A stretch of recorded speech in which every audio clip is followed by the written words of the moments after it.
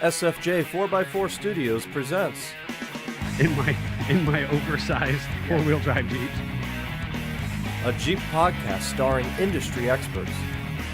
Pure monosity. What? Say that again. With mad scientist Scott Brown, Use my drill press as a sort of lathe. our host Neil Simpson, If one light goes out, they all go out. filled with shenanigans.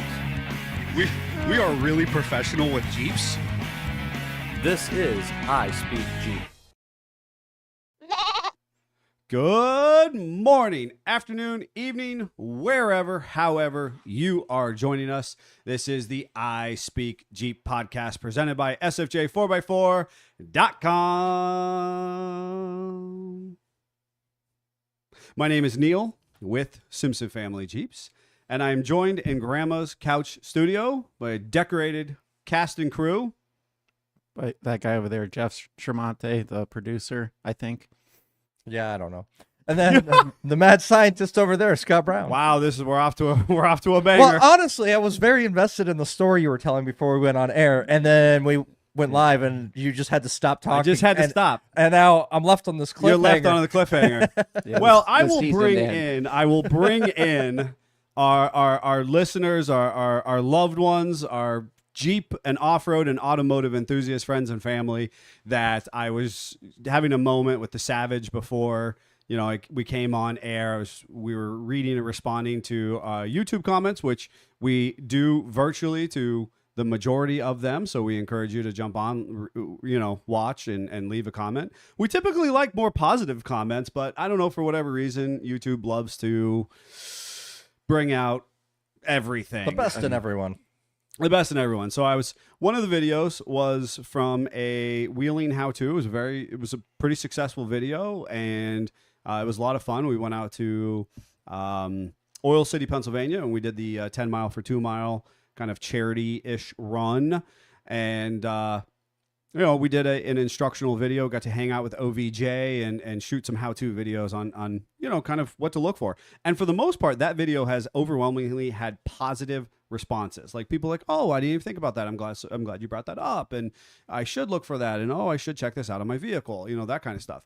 But we were just reading a comment where I must have used one of my signature kind of quirky words, and the person was first chastising me for You insulted him. my quirky word choices. Thank goodness I wasn't on. Oh my camera. God! Right? It would have roasted you. It would have roasted you for your ineptitude of There's vernacular. way more Scottisms than Neil-isms. Oh my gosh! I mean, I got roasted for hubbub or jibber jabber or something. I don't know. Yeah. So he was upset about that. This individual was upset about that, and then was offended by my Crocs and socks and my big brimmed hat. Obviously, it's really affected you because now you're in boot stomping boots. I am in the world's best pair of boots. First and foremost, because I don't think I've ever had this expensive of a pair of boots in my possession in my life. probably true. Period. First and foremost. Second of all, it was free thanks to Jeff the Italian Stallion and family. Yeah. So I am like, this is like a mecca for Yes. my dogs. Or my dogs are barking, and this is like just a retreat for them in this beautiful pair of Rockports, which I don't even want to wear outside. Like I don't.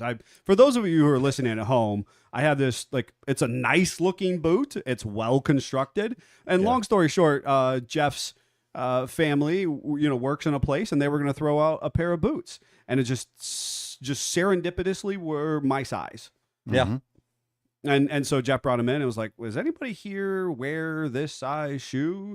A 13 wide? I mean, how specific is that?" And I was like, And you're like, I do. And as you were showing me, your shoes were just, the soles were falling off of them. literally, I was walking the soles out of those I think shoes. there was a third of the sole left attached. Yeah, I think if I could that. still super glue those shoes together. Just let him go. Just let them go. Let him go. Let it go. So I'm wearing these boots, not because I don't want to have my Crocs. I wore my Crocs out into the snow this morning. That's bad choices. It was bad choices. I'm going to just make an analogy here that's going to hurt your soul. But a long time ago, I learned this lesson. Oh my Oh, God. here we and go. and this Here is we go. this is that shoes are worth the price that you have to pay for them. And the analogy I'm going to make is it's like rubber for your Jeep. You got to put good rubber on the foundation. But Patagonias get the job done for some folks, and they will defend that to the day they die. Yeah. Long live the Croc. Long That's live the still better rubber Patagonias. than a pair of Crocs or the shoes that had no sole left hanging on. Fair. So anyways, into the comments. Roy saying, good morning. Giaga Jeepers, good morning. Bill, good morning. Eric, good morning. And Giaga Jeepers, if you find boots you like, go buy a second pair. By the time you wear those out, you'll never find another pair like them. That's That is good. so That's true. life So true. advice. That Good is life so advice. true. Good morning to all of you, and thank you for joining us. It's important to note as we get started on our day that if you are listening in your ear hole somewhere in the world out of 70 plus countries, first and foremost, we thank you for prioritizing this experience as what you find for your infotainment. So if you're driving truck across a continent somewhere, or working on a supply line or whatever it is, or just working out at the gym, we value you and we thank you for being a valuable part of this OG Jeep family. Now, with that said, you too can join us live on the Book of Faces or YouTube every Monday, or nearly every Monday at 10:19 a.m. Where you too can jump into the comments and, share with the other folks there, maybe get a shout out online, whatever it might be. Try to get first. Try to get first. We Which appreciate Roy was first. first. Yep, Roy got first. It's always a competitive action or activity there for folks who are logging on.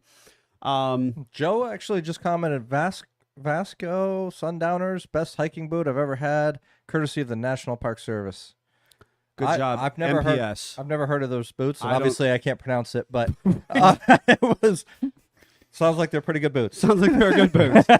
Thank you for the National Park Service for that as well. I actually reached out to Joe on something funny. I know he messaged me back, but I haven't had a chance. We've been on air for our other, the American Hustle program. And speaking of, and for our listeners at home and for our viewers, we are going to start adding some segments that are only going to be available for our listeners at home. Some shorts or some minis.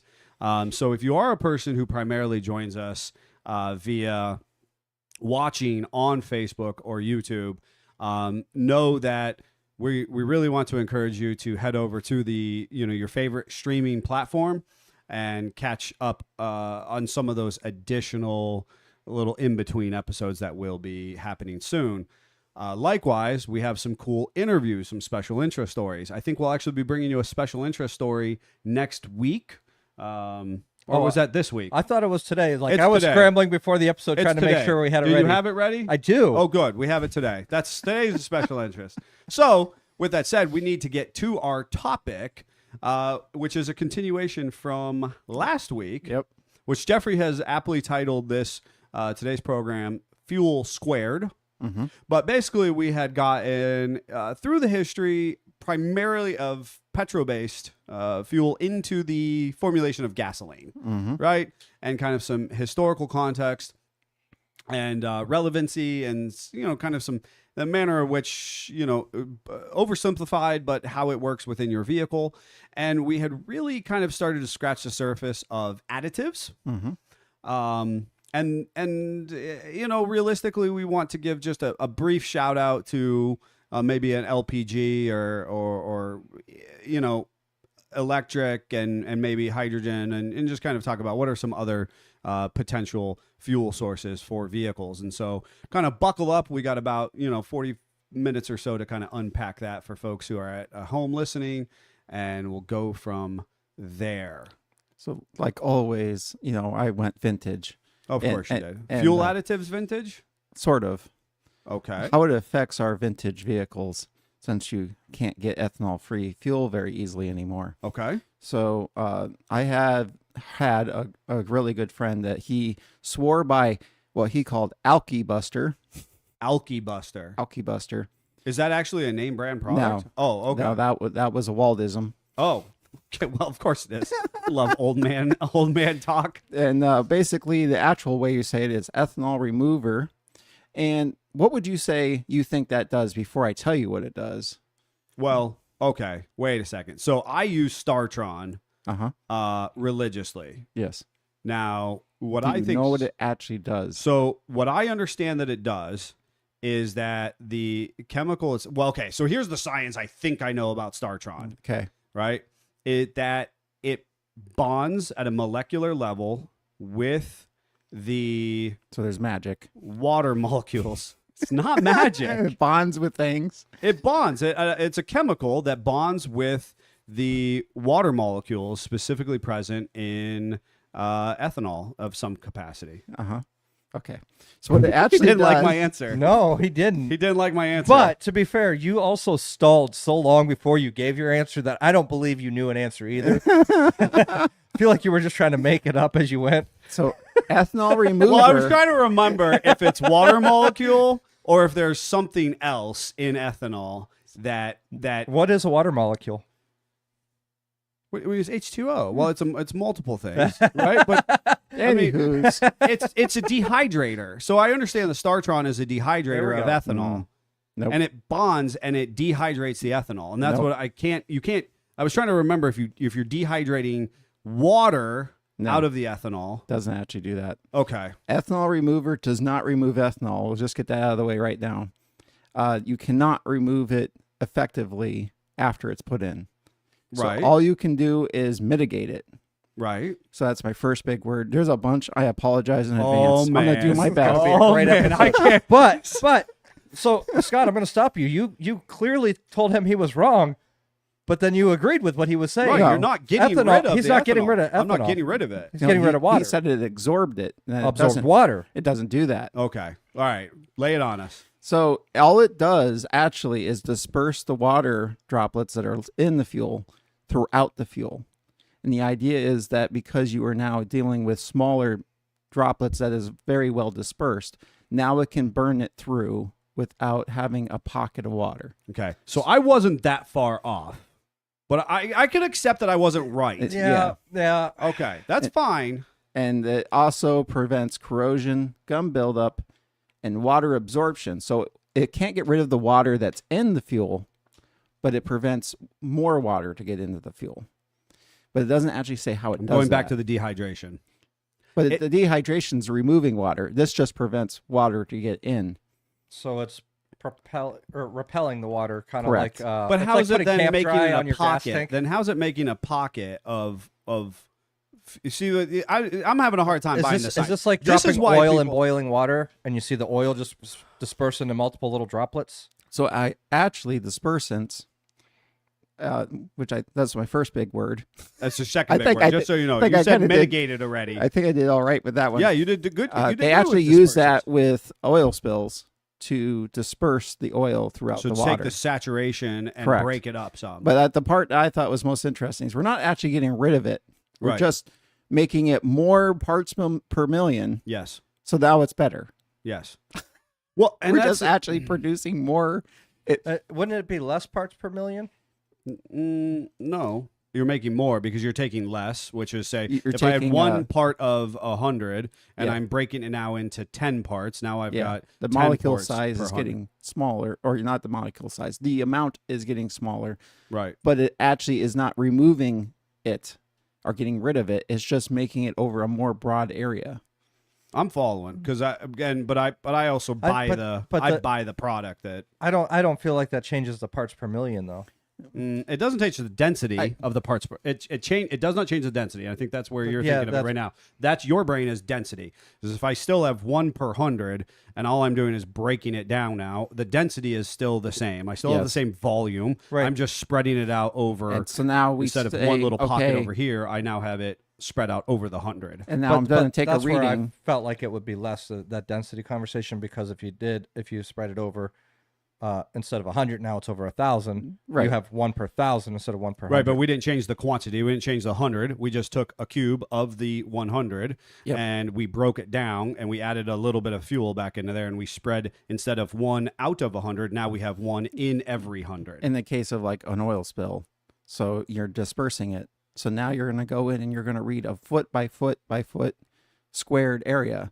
That's going to have less oil present, but that's because you removed it from there and you moved it over somewhere else that And didn't you have didn't it. remove it in its entirety. You just lowered the volume of the oil present in that foot In by that foot, foot and you by foot spread it square. out into a larger space. Correct. Yep. All right.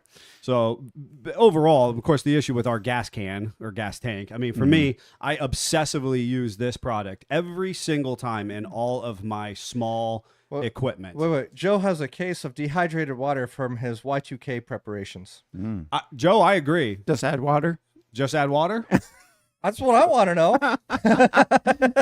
Anyway, and then there's also detergents. And no, this is not Tide. There's no Tide Pods in your ethanol But is there remover. Dawn dish soap? No. Oh, well, It there is isn't a- oil spills. It is a chemical additive that cleans fuel and fuel. Basically, it's fuel injection cleaner. Yes. And then there's antioxidants, which protects I take From corrosion. antioxidants in my vitamins in the morning. Right? so you don't rust. Oh. I think we're different. I think we're doing it with different antioxidants. So Mine, so I don't rust, but there's So metal in my body. That is probably true. That is true. there's probably metal in my body too. But Well, it's- yours is from grinding and cutting and things. small metal particulates like Greg. Yes. Jeff actually had surgery to have pins and plates and stuff put in. Yes. Mine was more involuntary. His is voluntary. Yes, that's true. That's true. Anyway, so then it made me go down the rabbit hole of ethanol-free fuel, something that you're going to go to the pump and you're going to pay more for, like I've done. Thank you, Country Fair and Sitco. That's who I can kind of immediately think Yeah, of. I I think would agree. Sheets might have an ethanol. There's more and more, thankfully. I think it Okay. depends on the station, but not all Yeah. sheets. Okay, fair. And- Co-Fair, Country Fair definitely is one, right? That's. Do you not? They did a big thing for a while. I don't know that that's still. Locally, it's Sunoco and Shell. Okay, I know Country Fair in Pennsylvania is a big ethanol-free pump. They must have it in their supply chain somewhere. And I was very happy that Sunoco popped up on the way to and from a car show. Okay. So it's very convenient for me. Okay. And did you find an ethanol-free pump? Yes. Oh, okay. Yeah, Yes. Sunoco's you did a big thing on it for a while too. Oh, see, I couldn't tell you where a Sunoco is right now. And it's a small mom and pop fuel station right on Lake Road. So Okay. can't beat it. Anywho's, That's a Sunoco up there? yeah, it is now. Oh, okay. I was thinking it was another Shell station. Nope. Oh, okay. My bad. I was confused. So you that offended the shells. Across Yes. the nation? right. yes. Whoa. People are making their camps right, now. People are making their camps. Yeah, they're they're- digging in their heels because Shell has, as we mentioned, the V Power Yeah. Yes. So formulation. what V-Power. ethanol-free fuel at the pump means is never been blended with ethanol. So they're actually separate container, separate tank, the whole 9 yards. That's one of the reasons why you're paying more. It's like a vegan plate. Well, yeah, it's It's never been cooked with yes, it's with a meat. kosher It's pump. a kosher. Yeah. Oh God! Now, well, if you weren't miffed about Shell and Sunoco,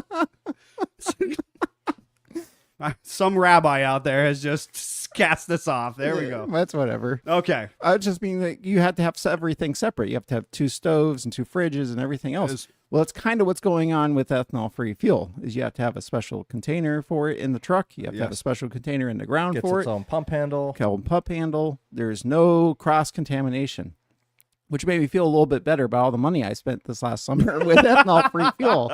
Prioritizing ethanol-free fuel. But what I took away from it is if you have the option, if you have a vintage vehicle with a carburetor, Yep. you should just go ahead and buy ethanol-free fuel if you can. Yes. If you can't, then StarTron, I think Stable has a version. Yes. Lucas has a version. I personally have used the Lucas myself. I have a question about additives. Oh, buddy, he's gonna. Can I finish my thought I want to first? finish Go the ahead. thought.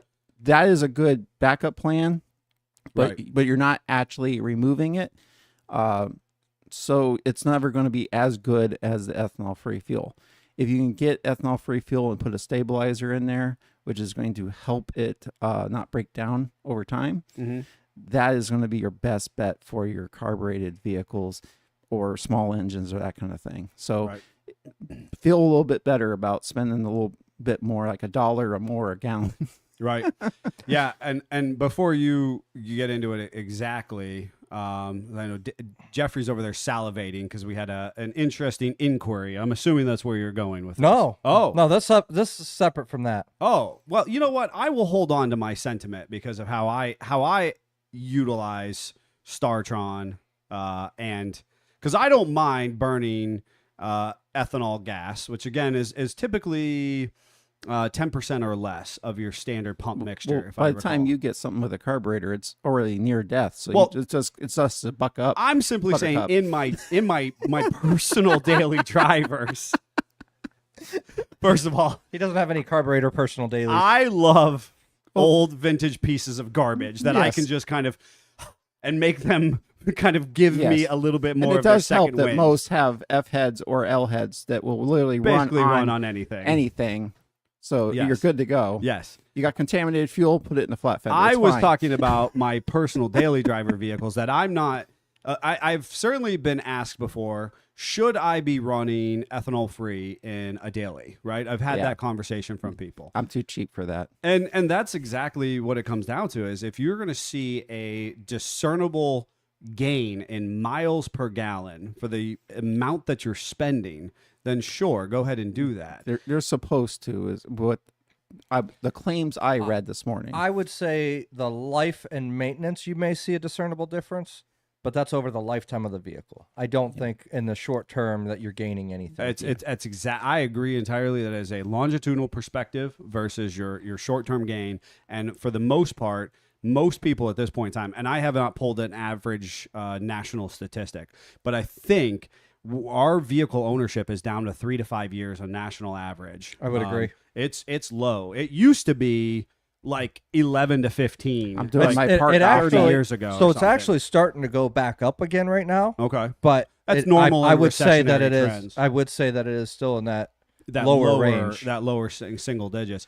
But regardless, you're not going to see the mechanical gain of miles per gallon and the better value of your vehicle unless you're holding on to it for that extended period of time. Right. If you're just owning it for 3 to 5 years, realistically, that fuel system, that's the problem of the second and the third and the fourth owner. I mean, how I look at it is, was that fuel system ever designed with the idea of having the possibility of some ethanol in the fuel?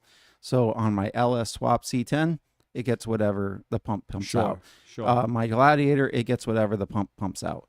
On my 36, that old style carburetor, that was never ever designed with the idea of ethanol.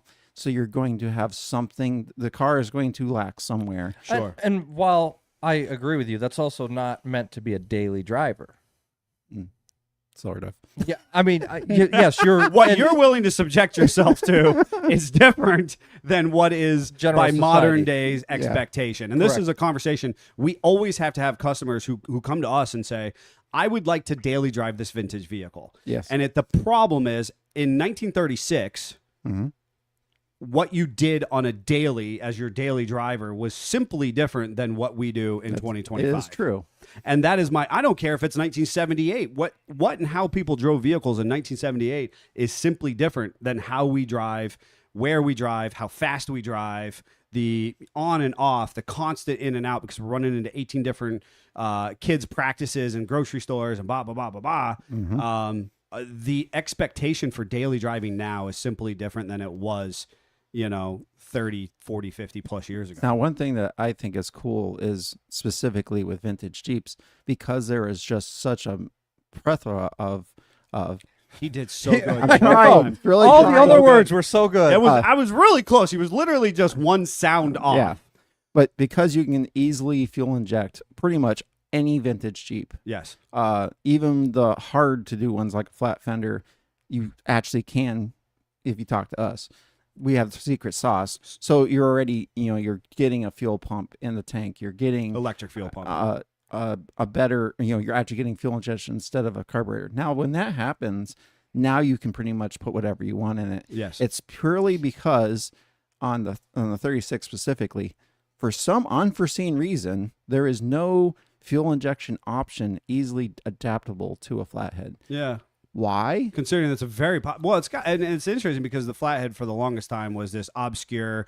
People didn't want to do anything with it. Yeah. And now it's actually a status symbol. It's like it's a cool factor. So I'm looking at you, Holly. yeah. You can buy a 1 barrel for your 206 in your Mustang Right. that you should have took out and put a 289 in, Yes. but I can't buy a 2 barrel for my flathead. Right. I am confused. I do want to go back. I need you to remember your thought. Don't lose it, okay? I still want to know my question. All right, hold on to it. I want to put on the record that in Scott's defense, plethora is a very challenging word because how often in the English language do we go P and L next to each other? It's fair. Place is, I mean, maybe. Plural. Okay, you know what? I take it back. But that sounds completely different than the other word.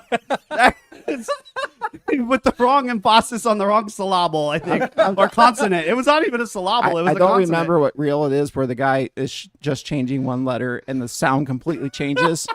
That is my problem. Synapse misfire in the brain bank there. So all right, anyway. Jeffrey. All right. All right. Bring us back on track. So at the beginning, Scott started naming off what all the different additives do. here. Yes. And then we talked a little bit about the ethanol removers and things like that, what Yes. you should put into the carburetors versus fuel injected. Okay, we're all on the same page here. Okay. What was Marvel Mystery Oil? I wasn't ready. I wasn't ready. It's the same thing as seafoam? I don't know. Nobody knows. You know what? Let me tell you a story about this couch we're sitting on right here. My grandma Simpson made I definitely the best. used it. That's why I'm asking. Made the best potato salad. I mean, her potato salad was unmatched. It just simply is one of those things that nothing I ever think you're tastes. slightly biased. Nothing No, ever tastes as good as my I grandma's Simpson potato understand salad, right?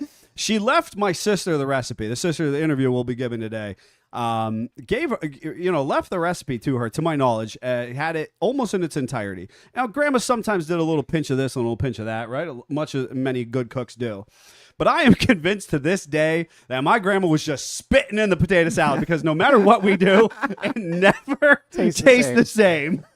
And so I think Marvel Mystery Oil is just somebody's byproduct of something or other. It's the way that seafoam works. I don't know. I poured seafoam into every tank when I was a teenager. I think Marvels, you can literally put it in the oil, put Yep, it in everywhere. the gas. Huh? Yep. it's everywhere. I think everywhere. I think it's a one hand off. You take a bath, you scrub your armpits I mean, with it might heal something there. But it's the last thing that came off the back of a little wagon drawn by ponies. It will cure everything. It's a cure-all. Yeah. It is. I mean, it is the most fantastic snake oil of the automotive industry. Yeah. And the thing is, I'm not knocking it because again, I am equating it entirely with seafoam, which I wholeheartedly believe in. And I don't even know what the heck they do. Your sister just said she made it with her to learn, and it's still not the same. Or the potato salad.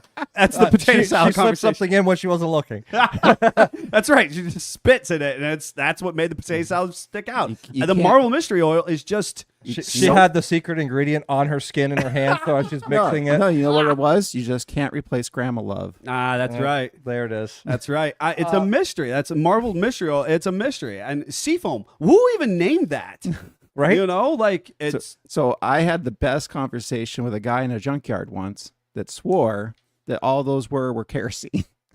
oh, I've heard that before. I also heard watered down ATF. Like would you would use like a watered down ATF. I don't know a Yeah. better way to say it. It just has a high level of solvency. It has a base level of lubricity. It's not a lubricant. According to the comments, your sister's willing to come in and teach us how those molecules break down and actually explain all of the science to us. Ooh. That's probably kind of on point. That's of value.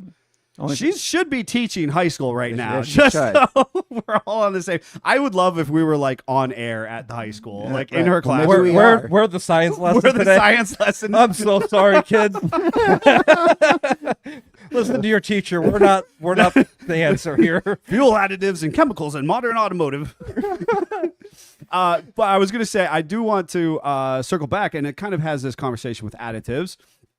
And there is there is value in application. And because I was going to mention with small engines. Yep. And I want to bring this back to base level of what we talked about last podcast. And again, you know what? Maybe I should have said this at the beginning. If you feel like we've jumped in 2 feet first, make sure you go back and listen to the last podcast, because that kind of sets the stage for the conversations we're having today. But when you are dealing with high performance, you run a higher octane rating, in which we obviously mentioned octane is not actually in the fuel itself. It is an equivalency of combustion. Yep. So the thing with that is that we have that as a kind of an explanation for our tolerances are just, you know, lesser in our standard 87 equipped vehicles. Unless it tells you to run, you know, premium fuel, you don't have to, so on and so forth. Small engines, so your small landscape equipment, and other things that are not necessarily, you know, doing a 2-cycle mix, so on and so forth, but still not a bad choice there, are a higher compression engine. And so in higher compression environments, it behaves similarly to a performance-driven engine. Well, you're so, expecting a small cubic inch to give you a significant amount of power. correct. Even though it doesn't sound like it, the fact that you can get something, you know, piston so small and be able to power such big equipment, it's you're asking more of it. Correct. It has to be more efficient. And another thing I have noticed specifically with small engines is the newer you go, the more plastic parts you're going to have in the fuel system. You know, everybody's known about plastic fuel tanks. That's probably been our lifetime. Yep. You know, Grandpa had an old rototiller with a metal gas tank on it somewhere, but now they're even going as far as the carburetors are mostly plastic because they're tired of people gumming them up and over winter and Right. then complaining next spring. So I want to break that down, right? And Yep. I want to kind of lay some stuff out. And so where I was going with the small engine and the higher compression and how it behaves similar to a performance-driven application is the fact that you want to typically run a higher octane rated fuel. Now, I had a friend in the landscape industry, and he went through fuel so fast, it didn't make sense to run a higher octane rated fuel for how fast and for how often he was running the equipment. For the average bear, my secret sauce is premium fuel and Startron, or an ethanol dehydrator, which is what I'll call an ethanol dehydrator. You'll call it a disperser, I suppose. I'm just telling you what they said it was. I understand. and so the idea is that my equipment runs for a nominal period of time, and then it gets stored or stowed for a unintended period of time. I don't know how long. Now the piece is, so I try to use the best possible fuel I have available to me with an additive that is meant to kind of disperse that ethanol to break it down in some capacity. And then ultimately, while the machine is running, you want to turn off the fuel if possible. Yep. And allow the carburetor bowl to run dry.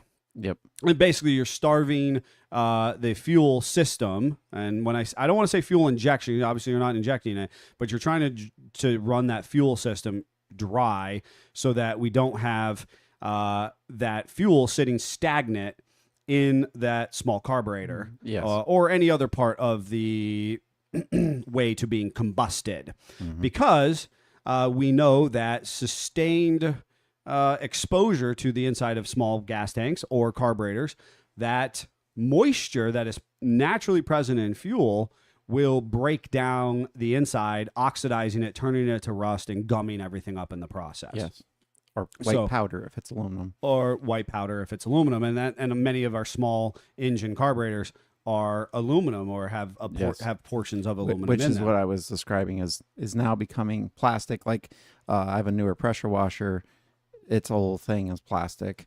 And, you know, everything. It's kind of funny. I take care of vehicles relatively where Neil tries to get every ounce of life out of everything. It's the opposite for him with small engines. Yes. and I Isn't take that the funny? reins. That's so true. Of I take every last breath out of the little engine. That is so true. We flip flop on that, yes, don't we? because my pressure washer refuses to start, so I ether. I almost never use ether. Oh, God. I ether the crap out of it, and then finally get it to run. And if it doesn't, I'm banging on it with a screwdriver. Oil changes may or may not happen on small engines at my house. I feel so called out because I'm the exact same way on all engines. But literally, pressure washer. My parents asked if they could borrow it. I'm like, yeah, I don't know if it'll fire up. I haven't used it in a year. Let me throw some octane boost in it, and we'll make it work. And that's all we did, and it ran beautifully. We'll force it to have life. I understand that when it comes to a vehicle. But on my small equipment, I don't know, man. When it comes to small equipment, I am like super anal about it. Yeah. That's funny. Because I always have been when we talk about our tractors, Yeah. Craftsman versus. I'm going to take a little better care of the new tractor. Sure, But sure, the you old say ones. that now. I was gonna say for You the say first that year, Yeah. and then after that, it'll be I'll get around to it. Well, I got to do this Well, first. It's a little more costly to repair that one. The old John Deere, it'll just soldier on the oil of 3 years ago. And It's true. It is true. I It think is I've true. replaced the blades on mine once. Oh, I know you do it every year. Okay. Moving on. So we had this conversation about, ethanol treatments versus ethanol-free fuel. I genuinely don't believe, folks who are listening in, that it is necessary for you to prioritize finding an ethanol-free pump and pumping that into your modern-day vehicle. And when I say modern-day, I genuinely mean anything manufactured after 2007, 2008. We really see ethanol being prevalent at that time. I'll even go back to say 2099, somewhere in there. You're probably okay. Especially because we had been playing with ethanol in fuel, but we had the ethanol boom in the quote-unquote Great Recession of 2007. So understanding that that's where it becomes, certainly the bell curve of society becomes inundated, and we're really aware of ethanol. And I have two things to add. At least for the pumps I frequent with the 36, if it's ethanol free, it's actually 89 rated fuel for octane.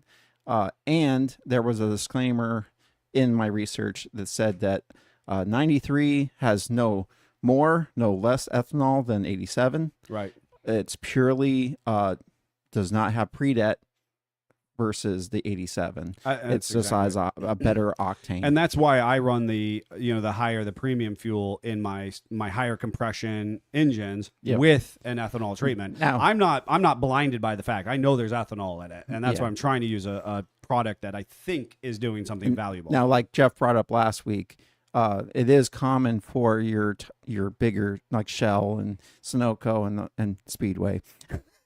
And Speedway, we're going to talk about. I know we are. But anyway, it is very common for them to put more additives in their higher octane fuel to give you a little more bang for your buck, make you feel a little bit better about coming out your wallet a little bit more. Sure. Of course, as I kind of felt, I think that there's a, we talked about it. When you add additives per the gallon, you are depreciating the overall volume of the original fuel that's You in pay there. attention to the per gallon. You don't just dump the bottle in. I'm talking about coming out of the pump, right? I become a chef when I add additives after the fact. You become a chef. Just a little pinch of that, a little pinch of that. And what's funny is I obsessively use cetane booster in my diesels. Obsessively use it. Let's let Jeff go through the comments, and then I want to come back to cetane. As a newbie diesel guy, you need to educate me on cetane. But let's talk about the comments and diesel here for a moment here. Listening to the love for Speedway on last week's episode reminded me of how the one local to me managed to fill their regular tanks with diesel last year. This issue wasn't discovered until after the morning rush. Oh, no. Luckily for me, I was running late and skipped stopping for gas. Oh. So what happens when diesel gets in your gas engine? We've dealt with that here. We have. And it's We've kind of saved funny the vehicle. when the rumor, the guy that has the Marvel Mystery All stocked on his shelf and has the rumor mill going. He thinks your motor blows up. It actually doesn't. It just comes to a quick halt. It's not happy. No. Lots of check engine lights. You have to drain the fuel system of its entirety. You then need to put some very good fuel in there and purge the lines. And then you get to drive your vehicle again. It's expensive because there's lots of cleaning, and newer gas tanks don't have drain spots. You obviously should not do this on a regular, but it's actually worse to do it the other way. Put Put gas in a diesel. More bad things are going to happen. Your pocketbook's going to hurt far more doing the other. Now, obviously, there may or may not be a depreciation of fuel pumps and that kind of stuff.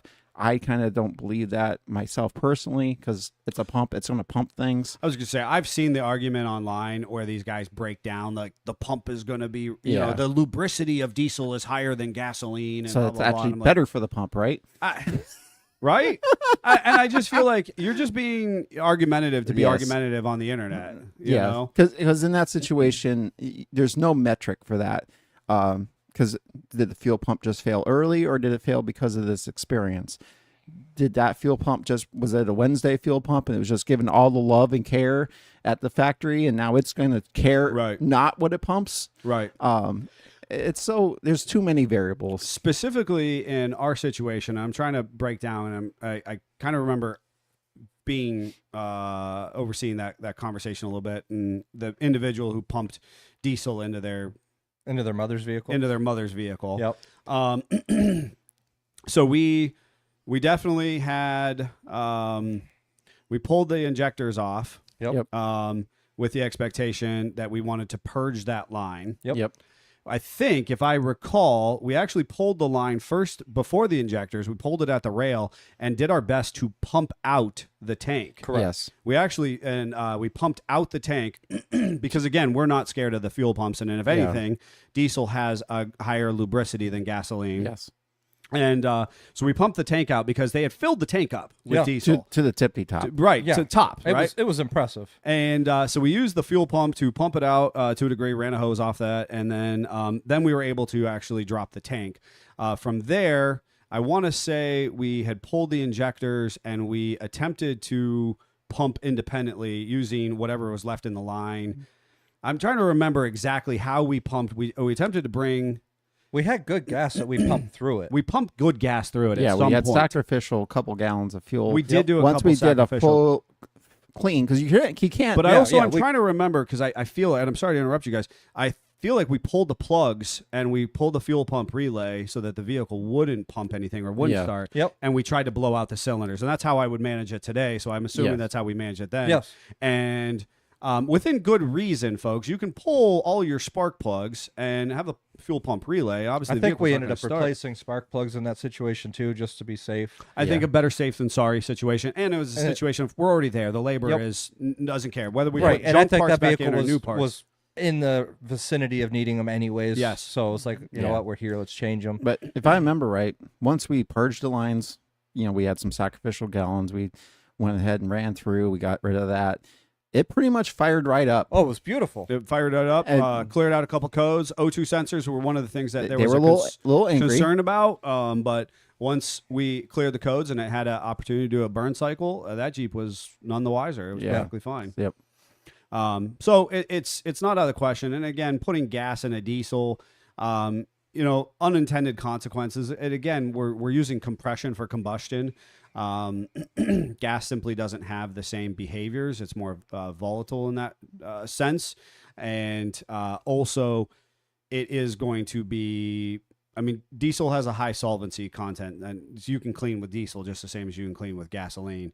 We kind of talked about that in the last podcast. But again, it's more harsh on the internal components of the diesel than it is. I've heard diesel fuel. injection pumps for diesels that have seen gas as bad juju. Right. I think that, and just on a super minutia level, the viscosity of gasoline is thinner yet than diesel, and so it's going to permeate seals and O-rings and injector orifices way different than diesel fuel will. Yeah. Well, and honestly, I like that most stations, the diesel pump nozzle is a different size, so it makes it more difficult to mix up.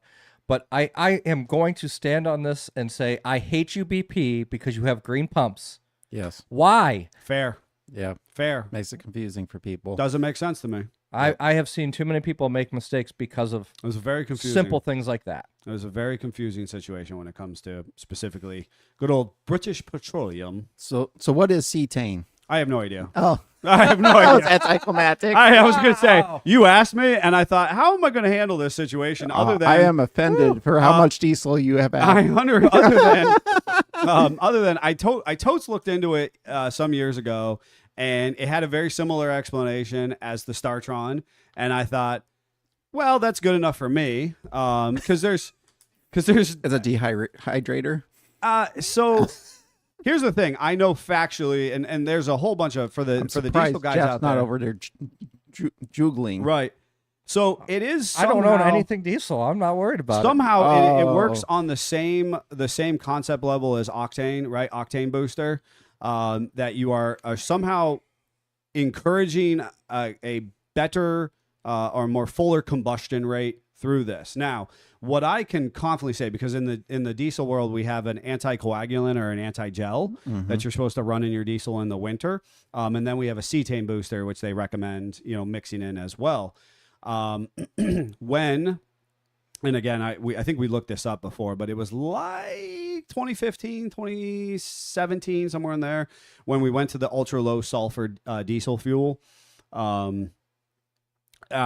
My 2003 Cummins was unhappy, and the only thing that makes it happy is the cetane booster, and obviously the sulfur, it adds a lubricant to the fuel itself. It's a heavy particulate. Now, the reason that we went to ultra low sulfur fuel is because we can mitigate the particulate out the tailpipe, Right.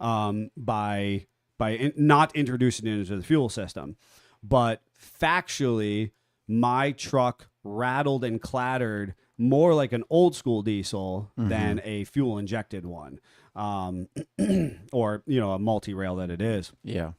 And so, I ran a cetane boost. Now, the CRDs, anything that's a modern day diesel is meant to run on ultra low sulfur. Right. And then, from there we have regen cycles and DEF filters and so on and so forth for Yes. capturing any additional particulate that's expelled. But certainly where I found personal value was in my engine that wasn't meant to run on ultra low sulfur fuel. So my understanding is that cetane is much like octane. It's a combustion rate, but for me, it's not about combustion. It was about lubricity. Now, I have a feeling that Scott actually has all the information, which is why I didn't bother. No, to he has no Google. idea. You have no idea. He didn't look up. You had all your notes. I told you what my notes were. He from. told us. He told us I he was know, but looking I it up on assumed- ethanol Oh, and octane and man. stuff like that. Yeah. All right. So part of this conversation, in part, was also because a few weeks back, somebody we had briefly tiptoed into LPG, and I do want to spend a couple minutes before we transition our day and talk about some of these alternative fuel sources. Now, we had a whole conversation about hydrogen just 3-4 episodes ago. So I don't think we spend a ton of hydrogen time, other than I did see another engine reach patent approval and production value. I couldn't tell you which manufacturer it was. I looked at it, I said, oh, that's nice, and I moved on with life. Yeah. Because whatever, I feel like whatever the next great engine is, none of them are perpetual motion engines, so whatever. Let's just keep inventing things until one sticks. So I'm not going to spend a ton of time on hydrogen. We did that already. But let's talk a little bit about LPG. So one thing that I thought was most interesting as a young person, kind of starting into maintaining LPG vehicle forklifts, Sure. is how undark the oil was basically it look like you put it in Sure. after when you're taking it out, because you don't have the carbon crossover from the fuel into the oil. And I think that's what a lot of people don't understand, why your oil gets dark in your just everyday vehicle is because of the leftover carbon from the fuel combustion process Mhm. actually gets into the oil, and over time that builds up, and that's why you should not do 3-year oil changes on your John Deere like I do. Oh boy.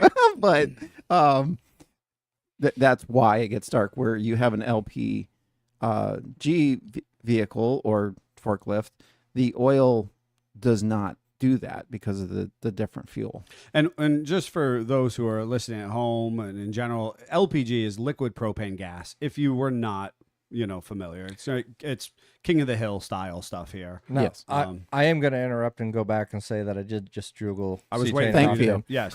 So cetane is literally the diesel equivalent of octane. It's a measurement of the fuel That's what you detonation. said. Right. Thank you, Jeffrey. That was Yeah. good. So you were 100% spot on. Okay. I appreciate the confirmation. And hopefully next time I tell him to Google something, he takes me serious. I really, you asked or you said you were surprised. Jeff I thought wasn't. you were bringing your A game. I He really not did. realize- I was He prepared. was not ready that the master was going to become the student. I think. I was a vintage guy, and I brought vintage information. He's but the diesel obviously guy, not- and I expected obviously him to have not, diesel information. Yeah, vintage diesel stuff on his part. When does he bring the scientific facts, though? Oh! Ouch! Oh! Dang! Oh! You're the mad scientist for a reason. Ouch! Oh Now, my God! He has the facts in his head, but he doesn't have all of But them. I've Like you only had a diesel prepared for notes and ready to for, go. almost a month. I haven't had to go. I'm going down the rabbit hole. I haven't got that far yet, though. Nathan's asking about CNG and it burning cleaner than gas. Yeah, so compressed natural gas and LPG, kind of in my mind, They're similar-ish. right? They are two roads that cross into one. They're not exactly the same. They are not the same at all, right? So, and CNG is actually hugely used. excuse me, hugely used with population dense areas, commercial transit systems. So. buses, that kind of stuff. Right, buses. There's a number of fleet vehicles within, again, population dense urban areas. Personally, here it was the gas company. Correct. They all their fleet vehicles ran on that. They had their own fueling station at the headquarters, but that was the only place I knew of where you could even get that, and it was only for them. Correct. So that is the biggest challenge with that, at least in our area, Right. is unless you were somehow filling it up at home, you didn't have an option. Yeah. So I'm going to encourage this conversation, and first and foremost, kind of say that our extension of knowledge of LPG and CNG are going to be from. Granted, what we bring to the table is our own nerding out nature of the fact that I actually give a fig about what inner city Pittsburgh uses for their bus station fuel systems. I actually care. I read those reports. I think it's interesting when the Port Authority does those releases, so on and so forth. And that's the knowledge. We can go back to the early 90s when LPG became a viable fuel source for the off-road industry. Yep. When MPI, multi-port injection, was just kind of new and throttle body wasn't getting the job done at that time. Correct. And carburetators were still the volume of vehicles you on had, the road. You had, back in those days, you had some old guy that had this little critique here and this little thing there that he did to his carburetor and claimed it would then run upside down. Correct. Physics Tell us that's not the case. That's not the case. But there was like this whole little, oh, this is the way you do this, Right. and you pass that knowledge from one to the there other. was a guy in your club, he claimed that. Yes. And everybody else was like, okay. I've heard everything from like little doors in fuel bowls to changing jet things and all kinds of stuff. We do not possess that science No, knowledge. the and nobody results passed may up- vary. Yeah. Where LP, I remember it coming out in most of the mags Yep. back in the day that it would run pretty much at any angle you cared to run because it's under pressure. Correct. So let's get back to that in a second, right? And Yep. I love that the sentiment. We'll leave it there. And what I was saying is that we're not the experts on LPG and CNG at that point. We bring to the table our own volition, our own interest, kind of the above average consumer of that information. Pressure is a big piece. The tanks are pressurized, right? Whereas your standard gasoline or diesel, it's just a reservoir, and Yes. we're pumping off the reservoir. Whereas, again, compressed natural gas and liquid propane are reasonably pressurized in the tank themselves. So basically, the layman's terms, our gas, pretty much unless there's a hole in the bottom where gravity can act on it, it's going to be content to just sit there unless the pump is then pressurizing it after the fact. Correct. I think Where- the simplest thing is if you knock off your fill tank, the gas just leaks out. If you knock off the nozzle on a propane tank, you have a rocket. Yeah, it's going somewhere. It's the simplest explanation there. Pretty much. So That's what I was trying to leave say. it to Jeffrey Yeah. to build rockets out Got of me the elbow in the face and was like, I will just take this I from will here. take that from here. Explosives, of course. Yeah, right. So anyway, Nathan was saying that the local waste management trucks run on CNG where he's at. Sure. And so the interesting piece, and I want to circle back to the LPG running upside down. We're and also so on and like so at forth. the end of the episode. Totes. just FYI. The challenge with those systems is that specifically those fuels have the least amount of lubricity. Therefore, they require the hardest valve seats and internal valve train. And this is kind of the line in the sand, the do not collect $200, do not pass go situation. You can run a standard gas engine, most standard gasoline engines, on some form of LPG or CNG, some type of natural gas, or in that sense, you can. But longevity will be wildly depreciated because of the tight tolerances and the metallurgy, the actual hardness rating of the specific metals used in the internals of the engine itself. The biggest thing when it comes to the specific with, say, the pistons themselves, you have your piston wall, you have your piston rings.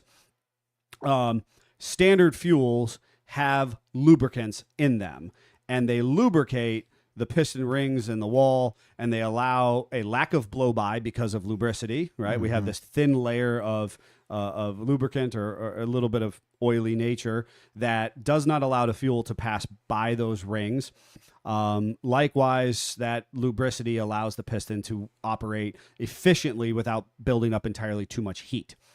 The challenge when it comes to our more gaseous or vaporous gases is the fact that they lack all of that. So you have increased cylinder wall wear, ring wear, fuel bypass. It goes into the fuel. You don't have the carbon that you were mentioning, Yeah. but you can easily have an inefficiency, and you have a heat increase. Also, your valve seats simply aren't hard enough. So retrofitting a standard gasoline engine to one of our more vaporous fuels presents challenges.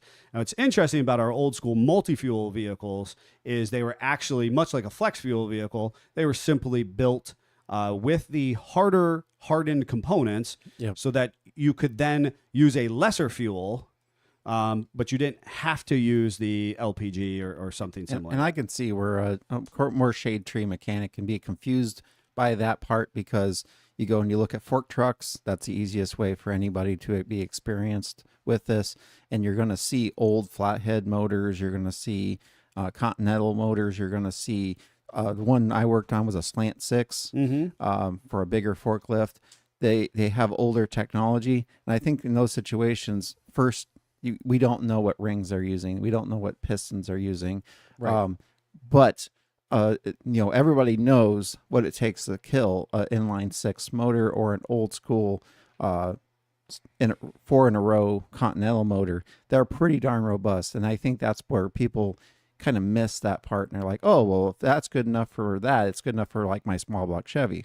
Well, what does your small block Chevy have for parts inside? Right. So additionally, the RPMs that we're operating a small block Chevy Yes. and that we're running a Continental 4 or 6 cylinder, which understand actually share a lot of design structure similarities to the Hurricanes and the 134s and so on and so forth, are just different, right? Yes. Application use. Folks, this has been a banger. We promise to be done with fuel additives, fuel, gasoline squared. No, we don't. For at least a few episodes. Okay, I that's can totally probably get true. jazzed up. I'm all jazzed up. I want to talk about. I'm going to put a bet out there that our listeners have to listen. I bet within the next 2 episodes, you make some kind of fuel reference. Oh, that's going to be so hard. because now he doesn't want to do it. Oh, I now know. I don't want to do it. I know, but I'm going to make sure that you do because I know how to set you up. And get you started. Right. All right. Well, they're twisting me. Now, I hear just from a brief conversation you and I had over the weekend that you have once again put together the world's worst transition. It has been a while, and you said you wanted a transition for this, and I was like, I should do something, and then I went, okay, I'm going to be obnoxious about Oh, it. of course you course are. you are. So, as we are trying to add in, because of you, our listeners, our viewers have made available to us this awesome. You've made sense for us to reinvest in this awesome podcast studio space. It is now available to us to do some alternative time interviews, meaning we can have an individual come in the afternoon, the evening, because we are a high functioning working shop. That was not always the case because you'd hear Greg and his favorite tool, the air hammer, and Scott grinding away or painting something right in our way. And it was very distracting. But now we can do some alternative time frame interviews, which then should help bring in some additional people and some alternative perspectives. So this is one of the first of 2025. Happens to be my sister, whom I regard very dearly and very highly. She helped kind of formulate this business with me many years ago. She was a prolific and decorated wheeler, and we've cut down the interview to about how long, Jeffrey? Davey did that. I have no idea. All right. I don't know, 6-7 minutes. I have no idea. I just downloaded it this morning and said, all right, I'll put it on. Okay. And I haven't even watched it, and I was in the interview. Whoa, buddy. Okay. So we have the extended version, and our Patreons, if they haven't already seen that, have that available to them. Eventually, we'll make that available to the general listening, viewing public, but not quite yet. That's regarded for our Patreons. And now the condensed version for you. And the condensed version for you. And the condensed version.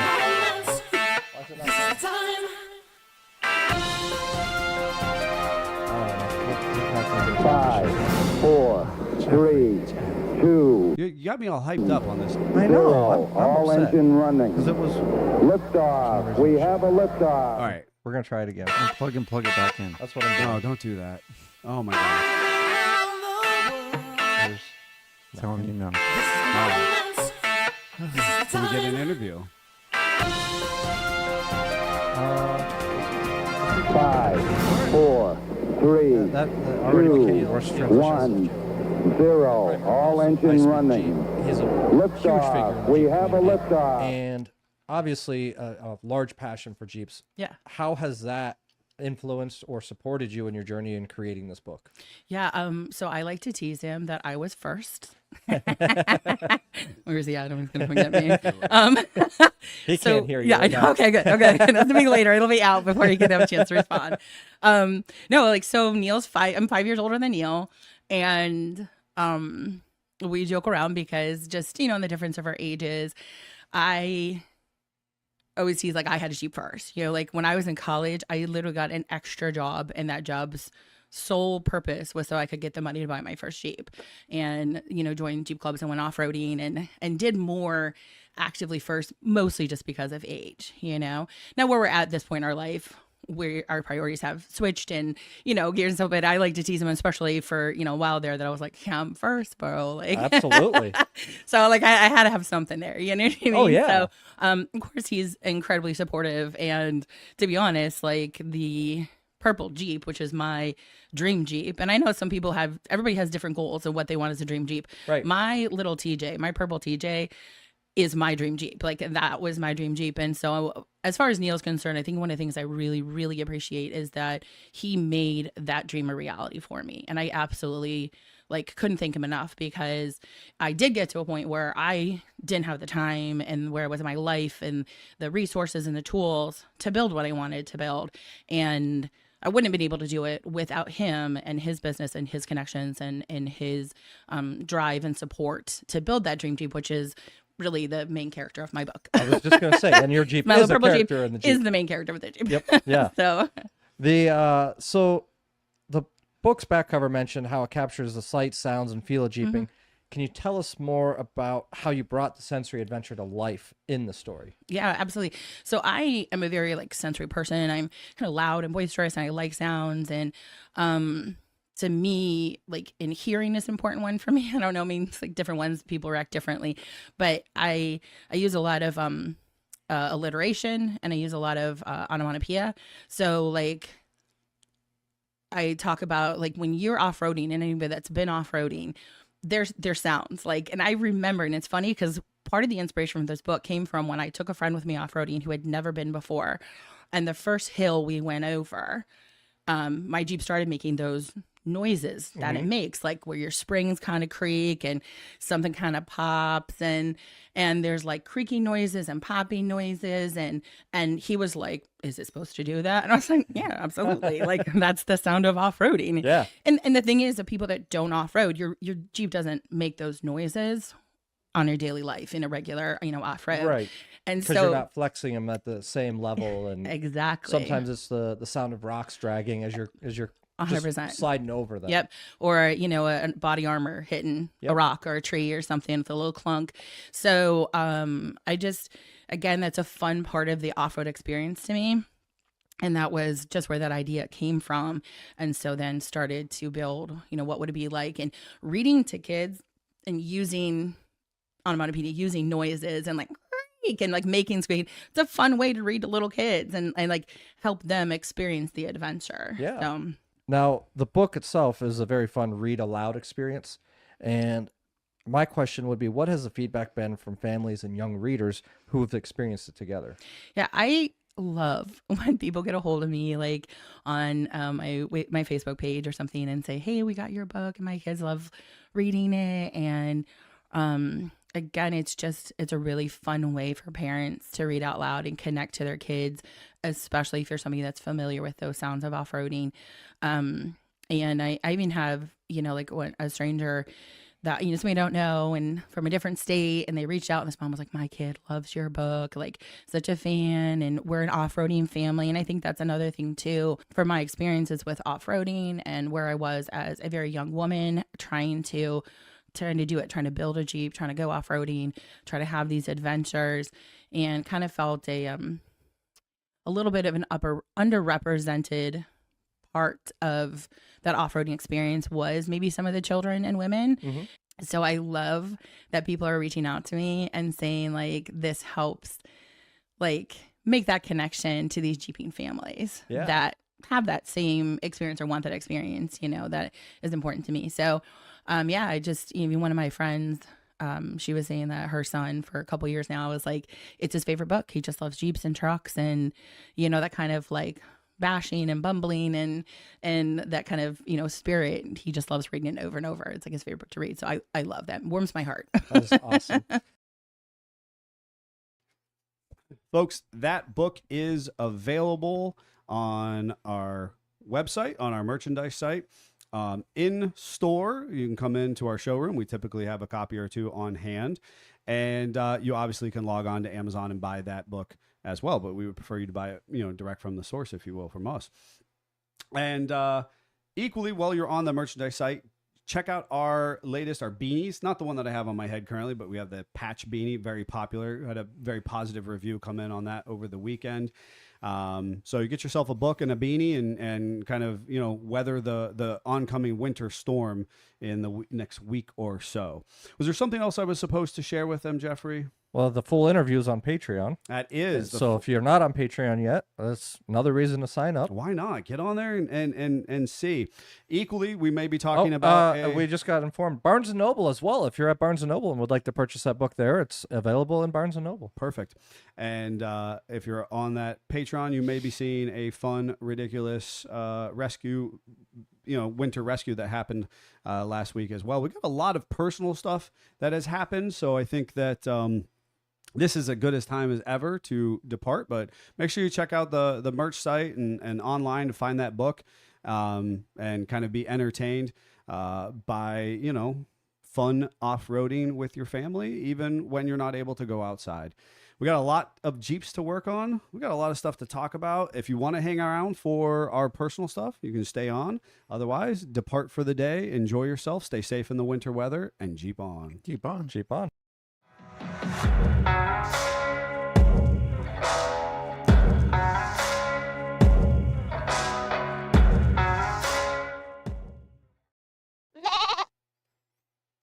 Is that goat sound? So the sheep sound, goat, sheep, whatever. Is that still Oh, audible? yeah. Oh, yeah. Those people at home are so lucky. I know. So Actually, Bill referenced that as possibly the worst transition as the goat, but I think I've topped that. I don't know because I couldn't hear it, producer. No, I just mean with some of the other transitions Oh, in general. in general. Perfect. Well, I for one, I kind of teased that, if you're on Patreon, there's probably going to be a short or a video available to you very soon about potentially the world's worst snow rescue that I went and did last week. This was, you were like, hey, I got to go help mom real quick. It was Thursday, right? I must have Yeah, been. because Scott wasn't here. Right. Yeah. And you're like, I got to go help her real quick. And you and Davey left, and I didn't really know What was going what on? was going on. And then I get a text like 20 minutes later, I need you. And I'm like, cool, where? Nothing. Radio silence. So I'm like- true Neil fashion. I'm like, all right, I'll start locking up the shop and Jeff figure was this just out. like soldiering on. He's like, all right, well, I'm going to have to go. Then I bail tried Neil out." calling him after I got everything ready that I could just leave. Nothing. No answer. I'm like, whatever. Just sit here and keep working. And then he messages, we got it. We're all good. We're all good. I'm like, "Oh, okay. If you're on my personal social, run over there to their Facebook and follow along for whatever. All I'm going to say is somebody was making fun of your Crocs. They're going to light you on fire about this. They're gonna light me on fire. Yeah, I will just kind of give the short version of it. I got a call from my dad, and he was like, "Your mom is at a meeting at kind of this location. It's the art center, and she's at a meeting, and her van is stuck in a snowdrift, and we can't get it unstuck, and I've got to run out. If there's any way that you can get her taken care of, great. If not, such as life, we'll have to figure it out later." That's part of living in the snow belt or in any type of inclement situation. I'm sure Dad did not expect you to show up in what you showed up in. No, God, no. No. He messaged us at a Jeep shop with all the Jeeps and winches Yeah. possible. Yes. And what does he decide to take? Well, Pick so the most unworthy the tow most vehicle. unworthy. I was ready. I was so mentally ready. To push it out, not to try to pull it out with. No, I was going in to soldier it, and I knew that I was going to get those vehicles out no matter what. Like Confidence was it too was high. it was just confidence. It was straight obviously confidence. wasn't too high because they got it. They both done. got out, right? So here's the thing, and They both got out. That's the key. they both got out. Wait a minute. Only one was stuck. When we Only started. one was stuck when we started this call. well, at least with both vehicles, you had 4 tires sort of driving. No. I will just say this, and my gosh. So Davey and I were supposed to be shooting some video for an upcoming YouTube, and I wanted to honor our time that we were supposed to be doing with him. And he said, well, hey, if they're stuck, they're stuck. I said, okay, well, that sounds like an opportunity to me to shoot some video. So we took to go rescue my mother, our Mini Cooper, little supercharged S model Mini Cooper. Yeah. And It's mini, all right. It's mini, and Davey and I, which are not mini, piled in it and headed down to get the vehicles unstuck. Now I pulled up, and the van was solidly bottomed out in said snowdrift, and to ish my mom's credit. Like, you really couldn't tell. It was a sneaky snowdrift. Now, if she would have just stayed a little bit to the left, she would have been perfectly fine. Now, I say that because that's how I read the terrain. So, since I was so emboldened in my confidence, I decided that I would actually drive up and around through said little snowdrift, but I would go the left. I would pick the left line of the path, if you will, which, of course, with Davey and I as ballast weight in the Mini Cooper with its little 14-inch wheels with low pro tires, we, in fact, did make it positively in front of the van. And then through the process of whooping on this van and beating it for everything that it owes us, I was able to unstick it naturally from its habitat. Because I was so overly confident at that point in time, I decided that I was going to back the Mini Cooper back out of that location. Through there, the van was stuck. But I was not going to go the path of least resistance, which would have made the most sense, which is how the line that I took in, but that I was going to show the world for daring to offend me, and I was going to back the Mini Cooper straight through the snowdrift that had already swallowed the van. Mm-hmm. And it promptly swallowed the Mini Cooper. It did not work out in my favor. Now, I will just do a quick PSA, and I'll leave you with that, folks, and know that both vehicles did eventually get out. You can see that on my social media. If you are one of our Patreons, you're going to get to watch the video of both vehicles. We did not actually end up shoveling them. The neighbors came over and tried to help very graciously. Like, Well, they good showed Samaritan. you showed up in a Mini Cooper, so like they need Oh my help. God. It was so funny seeing people's responses being like, you know, if you can only imagine, like, we've all done it. We've all sat at the, like, in a Walmart parking lot or a grocery store or the mall, and we've watched, like, people in, like, incorrect footwear walk in on the ice or through the snow, or pushing a cart that's, like, way overloaded, and you're like, oh, I know that's going to fall off any minute. You're waiting for the ball to drop, you know? You garnered a crowd of people waiting for you to screw up. Waiting for me to fail, to screw up. And then you know? stuck the Mini. And I was, and then a guy comes over and he's got like a cup of salt or ice melt, and he's a shovel, and he starts shoveling. And I can only imagine it was like the old man grumbling under his breath situation. He was, I'll fix it. I'll fix it. You know, stupid yahoos for showing up in a Mini Cooper, driving it in this weather, you know. And I stood back for a second, and I said, you know, you really, thank you, sir. You don't really have to do that. You know, I had to, like, kind of break character, if you will, for a second. And he was like, he didn't hear me. I said, you know, excuse me, you really don't have to do that. And he kind of whips around. He's like, what? I'm just trying to help you. And I was like, I get that, but we're kind of doing a thing here. Like, I could get us out. Like, it's okay. And I kind of, like, pointed at Davey with the camera, and the guy was like, oh, you guys are doing this on purpose. And I was like, yeah, I'm not worried, dude. I did have a moment of existential crisis, which is when I text you, because I was like, oh, like, time is getting away from me now, and, like, it was the work day, and I didn't exactly want to be Sticking a Mini Cooper in a snowdrift for that long, but then it kind of kept working. This is my PSA, because I watched somebody else get stuck in an all-wheel drive vehicle while I took my kids to school this morning. Traction control is not your friend once you're stuck. So our vehicles are too smart, and they reduce power from wheel slippage, which makes sense in your everyday driving experience. But when it comes to when you are stuck and you are trying to utilize your vehicle as a tool or as an extension of your driver's skill, traction control impedes your ability to do so. And I just think too many people don't know that about modern vehicles. And so that's my PSA out to people, is that virtually I have yet to see a vehicle that you cannot turn off traction control. I feel like you have to be able to do that in every single vehicle. So that's not always true. I was going to say, I have yet to see a vehicle that you can't turn off traction control. Do you know the JLJTs, you can shut it off, but it doesn't actually turn all the way off? And that's the thing, is like, that's all I'm saying, is that there is some type of momentary override that is giving me more direct input to how my vehicle is behaving than the complete computer control that is traction control. You're right. There is still... It's just like manual shifting a transmission. I can't actually force it into first gear and run 70 miles per hour down the highway. I understand what you're saying, but you can still go in and you can force more wheel slippage if that's going to help you bite through the ice or dig down to where there's traction or get that little 3 inches of mobility where you can kind of start to rock the vehicle back and forth. Yeah. I watched the vehicle absolutely stuck for no other reason other than the fact that it would start to move and then the wheel would slip and then you would see the brake immediately engage it today. And I was taking my daughter to school and I thought, do I stop and just like offer a friendly piece of advice at the risk of like my daughter being late to school? And I thought, you know what, if they're still stuck when I come back in, I'll do my part. But at that point in time, there was just absolutely no reason this all-wheel drive should have been stuck other than the fact that the vehicle was not doing what the driver was trying to tell it to do. You know what I mean? Yep. So that's my PSA. The last piece I'll say is on my social right now from the weekend.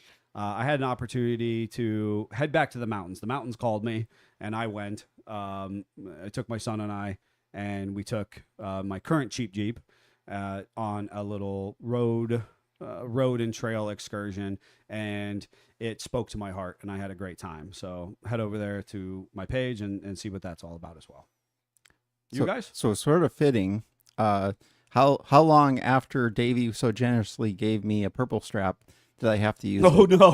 Oh no. I may or may not have gotten too close to the ditch with the new tractor. Oh, you flew too close to the sun. And may have dropped the driver's side front tire into the ditch. And I was like, I have a bucket. It'll be okay. Yeah. I'll just use the bucket to push me out. To which tractor said no. Really? I tried the rear diff lock. That said no. So I was like, fine. Sounds At this like- point, the tractor's starting to list, and the back tire is off the ground. And as all everyone here pretty much knows, if you don't have a locker, you just have one tire that's spinning in the front and one tire that's spinning in the air in the back. Yes. So I just pulled up the Gladiator and hooked the purple strap and yanked it out. What I heard is that you need to stick it in the ditch a couple more times and learn how to use that bucket to get yourself out. Something. Huh. I was like, really? Already? Yeah. That's Not funny. even a month in, I already got it in the ditch. Well, That's funny. I will say, A, I'm not surprised. Right. But B, I'm a little more surprised that it wasn't me first and it's you. You Yeah. know what I mean? that fair. that is the most surprising part of that. Right. That's I feel like. Now, did you pull your belly mower off yours or you still Yes. drive? Okay. That was the very first thing I did. I couldn't imagine you were still driving around with, I don't know, 11 feet of snow in our area No. with the belly mower on. No, I was wondering if it was high centered on the ditch, you know what I mean, as your No. breakover angle happens. No, it was purely front tire was in the air. I was Yeah. basically sitting on the bucket, and once I picked up the bucket, the tractor just went whoop into the ditch more, which then took the rear tire off the ground. Oh, because you affected your weight, your balance of Yeah. sorts. I definitely need ballast, but holy crap, stuff is expensive for Davey and I are available for rent. ballast. So Well, and that was the thing is that I felt like when I went to back out purposely through the snowdrift, Davey was out filming. So that's just how critically important Davey is to my daily operations. Yes. Right? Yeah. I was without him, and that's when I got stuck. So clearly that was my problem. makes perfect sense. But in the future, we're available for rent. We can come and hang off the back of your tractor for you. We've done it to the mail truck a couple I was gonna times. say, I've done it to the mail truck here at the shop. A couple times. I think I've definitely surfed on top of your Dub J years ago. You did. Shirtless and shoeless, if I you recall. did. That was Amy driving though. Well, tomato, Yeah, same potato. It's the same But thing. I did spend the rest of the weekend looking at more aggressive tires and ballast and Oh, Greg's course you going to did. eat that Oh, up. He's- yeah. oh, The tires. You had turf tires on it. Turf tires. You should have negotiated ag tires or industrial. Something. Yeah. So, anyways, Saturday we decided to take a look at my Gladiator to see what that rear end noise is. Yeah, I wanted- put it up on jacks and put it in drive, and just let the wheels kind of turn. And Scott was under with a stethoscope, and he's like, "No, it all sounds the same." And me and Greg are like, "That doesn't sound good." And we were able to basically determine it's most likely just needs rebearing. I pulled the diff cover. Did you pull the cover? Yeah, Okay. and it was underwhelming. It was glittery. And there was the some chunks in magnet there. was very glittery. Yeah, but Fascinating. the gears, everything looked appropriate. No major wear, so bearings.